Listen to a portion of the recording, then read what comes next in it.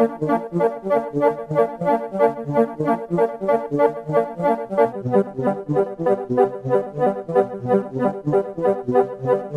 is a Socialist News and Views special interview.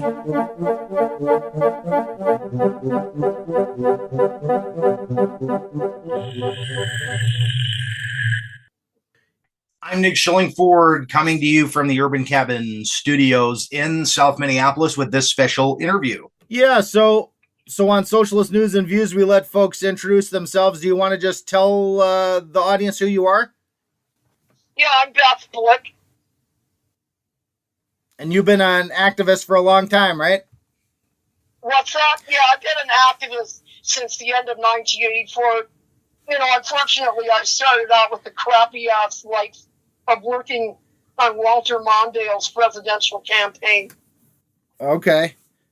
Are you involved in any... And then I got real angry when Reagan got back in again, and others were just telling me there's nothing you can do about it. Well, that may have been true, but I didn't deserve the way they treated me. And so I just got so fucking disillusioned that I, started searching for more radical types of things to do. Yeah, and so you've been involved in a lot of organizations, right, Beth? Yeah, I have. Mm-hmm. Or what organization, are you still involved in any organizations or groups right now? Well, I'm involved. I just started getting involved with here, hold on a minute. It is called the Democratic Socialists of America. Nice.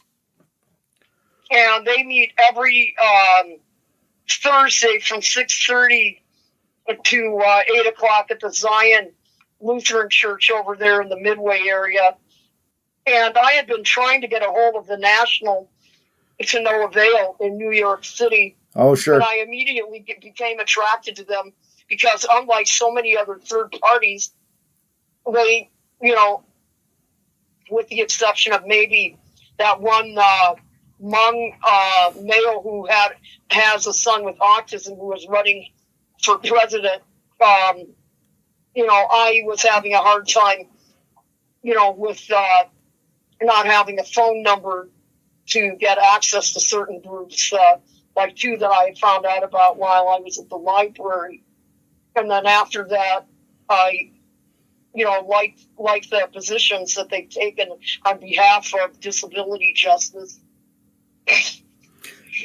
Yeah, and speaking of that, I know I've read, you've wrote a column before in the Women's Press, Minnesota Women's Press, and I know you had a podcast for a while. An article about the power of felines. Yep, that was good. And oh, you did see that then? I did see that, yeah. And then I wanted to talk a little bit. You talked about disability justice. I'd be interested to hear what were some of the positions that you liked that DSA took on disability justice. What's that? What were some of that you said you really liked DSA's positions? What were some of the positions you liked that they... I don't know.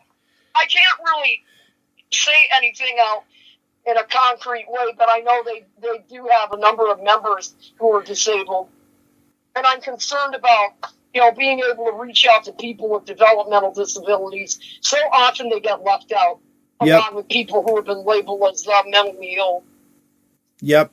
And I know you've talked a lot in the past about sheltered workshops, and I wanted to talk to you about that. Can you just describe, what is a sheltered workshop? Well, a sheltered workshop has been described as a segregationist type of resource where people with disabilities, and especially people with developmental disabilities, but I guess it doesn't matter what the disability is, wind up making shoddy-ass wages, and there's no union to represent them whatsoever. And they get yelled at a lot and abused by management big time. I dealt with that starting when I, lived up in Cohasset, Minnesota, where I would be taken on into town to Grand Rapids and deal with that. So what kind of things... I dealt with that at Goodwill. What kind of things what were you... I had if you've heard of Labor Notes, they have started taking some good positions on disability justice, and they've attracted people with disabilities to their every other yearly conferences in Chicago. And I'm hoping I can get to the next one next year. I hope by then that I'm living in Skokie, next door to Chicago. And they, I wanted to go to their conference a year ago, but, it was all full. So I had to miss that one. And so you had... And then in their magazine that I get on a quarterly basis, they let me do an article. Well, not an article, but a spiel, little spiel, less than an article on so-called sheltered workshops. And they have a staff member who really gets it about disability issues. She's got a daughter with cerebral palsy. And so you worked in the sheltered workshop type scenario, you said, when you were up north? Say that again? You said they would take you into Grand Rapids, you said, and you would work in one of these sheltered workshops. And then when I came back here to the Twin Cities, they had me at Goodwill over on Eustis Street. And then another place, which was back into the early 2000s, was out in West St. Paul. Workforce Opportunities, or I can't even remember the name, or it was known as Opportunity Partners. It was definitely a misnomer. Yeah, right. And so what kind of things were you... There were people like us who were being paid less than others, and I just thought that was real shoddy ass shit. So yeah, they were able to pay folks with disabilities less than minimum wage, right? Yeah, it's less. It's known as the sub-minimum wage. And here in the state of Minnesota, there have been some legislation, I think, that did pass, according to my close friend Matt Keaty, against the sub-minimum wage. But you had all these other, sub-minimum wage fanatics who were staff members and other idiots from that side trying to, not get it passed. Right. And so for example, when you were in Grand Rapids or when you were at Goodwill, what kinds of things did they have you doing, or what kind of work were you doing? Well, I did putting all kinds of stuff on into bags and assembly work. It was basically real boring assembly work overall. And what were they able to pay you for that, or what was the wage? Yeah. I can't remember. I know it was far less than the minimum wage itself. Yep. And here it's still like $7. Right. Not nowadays. Yep. I remember working for the minimum wage for $5 an hour over at Como Park Conservatory, which was at a short-lived temporary 6-month job. And I found it real hard to live on that. But it's definitely even worse to be trying to live on less than that. No, it's true, yeah. And so these sheltered workshops are pretty widespread then, right? What? They're pretty widespread. They're pretty common. They're all over the country and everything, right?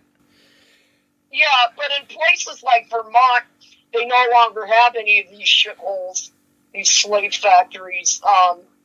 And in many parts of the New England area, some of which I've gone to, like Boston, which has a disability pride march, they no longer have these so-called sheltered workshops. The corporate media does not pay attention to this shit real well. No. Unfortunately. No. And so... They do a shady-ass job. So essentially some states have banned sheltered workshops then. Huh? Some states have banned sheltered workshops from existing. Exactly.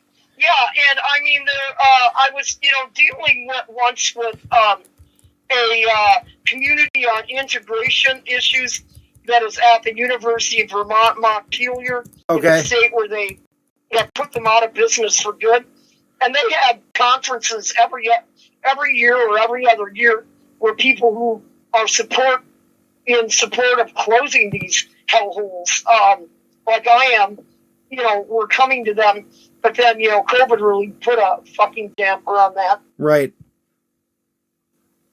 So, so they haven't been having them. I I think in Minnesota, at one place that I used to work at, Midwest Special Services, they no longer are a sheltered workshop. That's good. I think they now they're in the business of helping people find real jobs, as people want to have. Right. So you would be calling, you're calling for the end of these sheltered workshops, right? Like you think that they should. Say that again? You're calling for the end of sheltered workshops. You don't think they should exist, right? Are you asking me if I'm calling to have them all put out of business? Yeah, if you think sheltered workshops. Yeah. Yeah. I think, if there are some, I've heard from time to time that there are certain people that want to, quote, still stay in them. But I think, if you're going to have that happen, why not have them run by and for disabled people? Just like black people like the idea of running their own fucking organizations, or women like running their own fucking organizations. I don't care for this crap of, able-bodied, privileged people running shit for us. Yeah, I agree. Well, I appreciate that. And the last thing, you mentioned this, but the media doesn't really cover it, so most people don't even know about sheltered workshops. Most people you talk to that don't have direct experience, they don't know anything about this, do they? They haven't had direct experience. No, they don't. And again, the media doesn't cover them. Right. The media had to be forced to cover crap like Willowbrook State Hospital in New York because of a good hero like former talk show host Geraldo Rivera.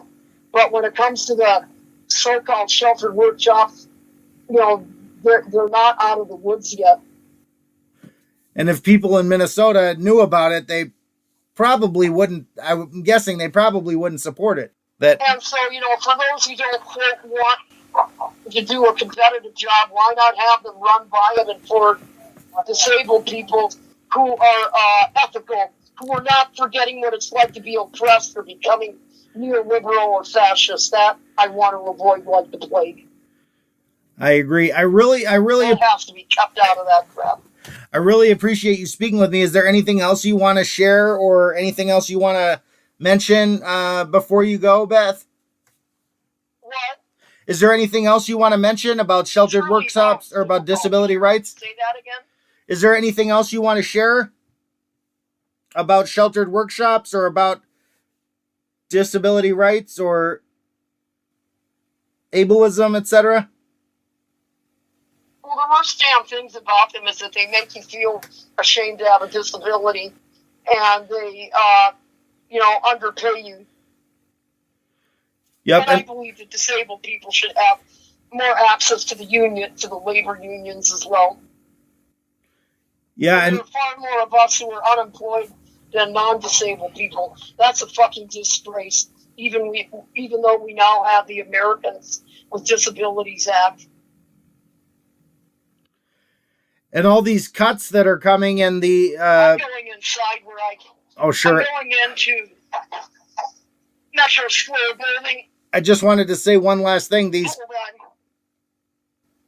I want to be able to hear you better. Yeah.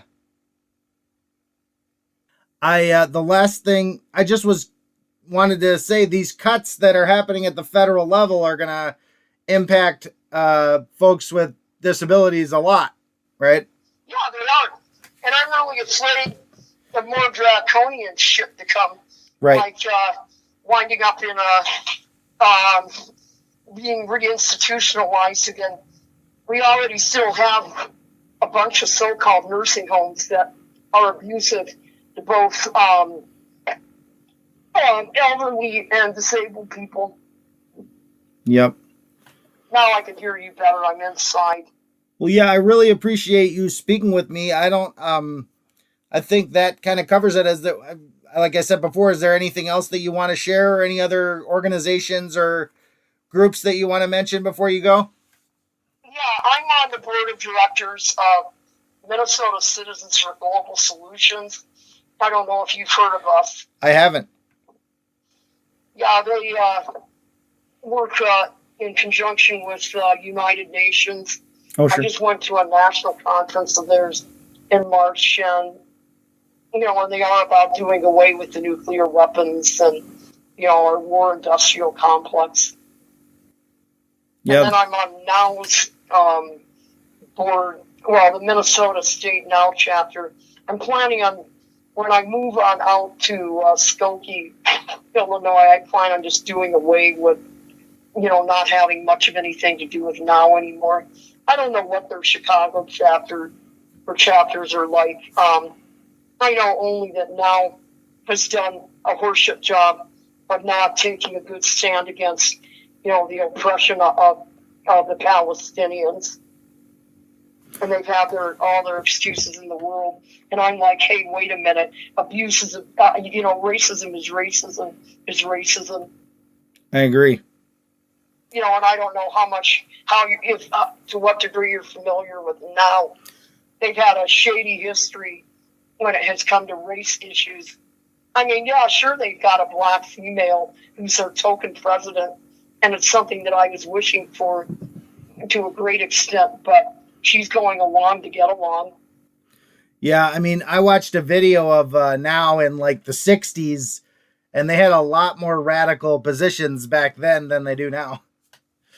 And I was going to go to their conference in Las Vegas today through the 12th, but one thing that changed my mind, in addition, first I got $59 back that was holding my room in Las Vegas. It's always a hassle when you're dealing with hotel assholes. Right. I'm repeating your name again, especially if you've got a last name like Blick that isn't real familiar. Right. And so I got that back into my account. But the real reason that I didn't go was because of that. I reread a component, an article that was passed out to me and many others at the National Women's Studies Association convention. That's organization which meets every second weekend of November. The second weekend of November before Thanksgiving comes up, which is not one of my favorite holidays. Sure. And so I found the article to be quite enlightening, but so disappointing. I saw a picture of Betty Friedan, who was from a Jewish background. She should fucking know better, for that matter, and a few others.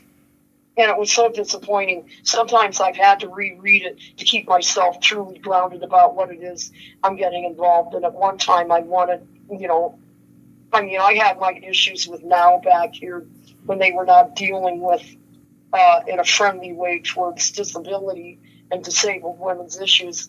I would say that the president of Minnesota now really does get it.